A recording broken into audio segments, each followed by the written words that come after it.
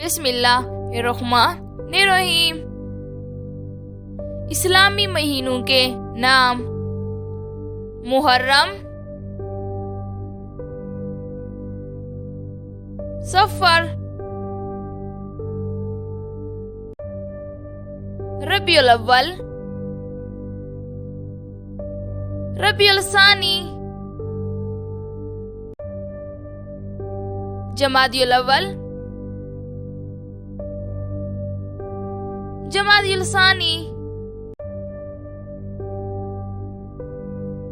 रजब, शाबान,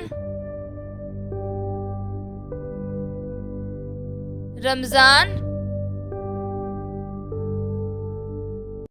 Shawwal, जिलकद, जिलहज,